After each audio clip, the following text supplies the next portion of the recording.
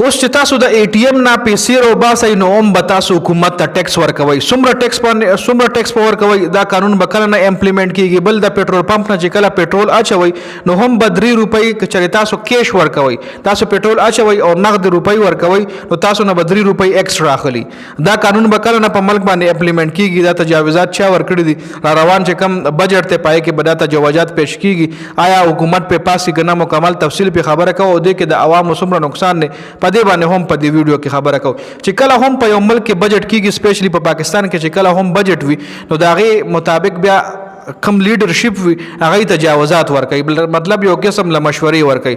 نو اوس پکې دا مشوره هم چا ورکړي چې په ای ټی ایم باندې هم تاسو ټیکس لګوئ او څوک چې پیټرول پمپ نه پیټرول اچوي نو په هغې باندې هم ټیکس لګوئ چې څوک نغد روپۍ ورکوي. که څوک کریډټ کارډ باندې پیمنټ کوي نو هغه نه به دغه 3 ایکسټرا روپۍ نه کټ کېږي پر لیټر سره، او که څوک نغد روپۍ ورکوي نو هغې نه به هم دغه 3 روپۍ چې کم دی ایکسټرا اخیستلی کېږي. دا تجاوزات د دغې بجټ نه مخکې لیډرشپ ورکړي دي، حکومت پاس کوي که نه پاس کوي دا به راتلونکي ټایم کې پته لګي. خو تفصیلا په خبره کوو جی ای ټی ایم نه پیسو راوښکو باندې هم ټیکس لګېدلی دی. 1.5% ټیکس په تاسو نه کټ کېږي، مطلب 100 روپو پسې به 1.5 روپۍ تاسو نه ټیکس کټ کېږي. 100 روپو پسې 1.5 روپۍ ټیکس په تاسو نه کټ کېږي. 1 لک روپو پسې 1.5 روپۍ به تاسو نه ایکسټرا کټ کېږي. که چېرې تاسو ای ټی ایم باندې ویډرال کوئ 1.5 روپۍ به تاسو نه ایکسټرا کټ کېږي 1 لک روپو پسې، او 50,000 روپو پسې 750 روپۍ به تاسو نه ایکسټرا کټ کېږي، ټیکس په در نه کټ کېږي. که چېرې تاسو د ای ټی ایم نه ویډرال کوئ جی دا تجاوزات ورکړل شوي دي. حکومت دا پاس کوي نه پاس کوي دا به راتلونکي ټایم کې پته لګي. بل تجاوز چې کوم دی هغه دا دی چې پیټرول پمپ باندې په نغدو روپو باندې پیټرول اچولو باندې فی لیټر 3 روپۍ ایکسټرا چارجز به تاسو نه اخیستل کېږي. که چېرې دا قانون پاس شو او دا تجاوزات حکومت پاس کړل او په ملک باندې امپلیمنٹ کړل نو دا قانون به هم جوړ شي چې کله تاسو پیټرول پمپ نه پیټرول اچوئ. ګوره نن سبا کریډټ کارډ چا سره موږ غریب خلک خو کریډټ کارډ پیژنو هم نه، همدغه په نغدو روپو باندې موږ خپل چې کم تجارتي لین دین لرو نو هغه په نغدو روپو لرو.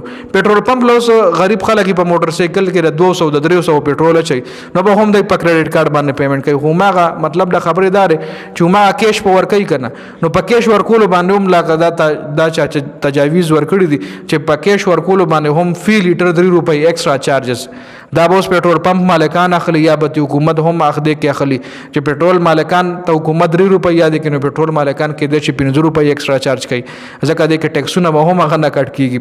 نو اوس چې دا تجاویز چا هم ورکړي دي نو دا یو غریب ملک سره دا تجاویز نه ښایي. لکه دا غریب عوام ګوره پرون چې کم یو واقع شوی ده په بهاولپور کې چې یو بزرګ خاتون د نهارې په کور کې وفات شوی ده جی. لکه کور کې داسې څوک نو چې لکه هغه د نهارې وفات شوی ده. نو زمونږ په ملک کې دومره غربت دی او بیا هم زمونږ حکومت چې کوم دی پیښې نخرې چې کوم دي هغه زمونږ لیډرشپ چې کوم دی زمونږ لیډران چې کوم دي هغوی پیښې نخرې د مالدارو خلکو کوي. خیر په دې ویډیو کې د اپډیټسو دې حوالې سره هم تاسو خپل رایه راکړئ. د ویډیو کتلو زیاته مننه. والسلام.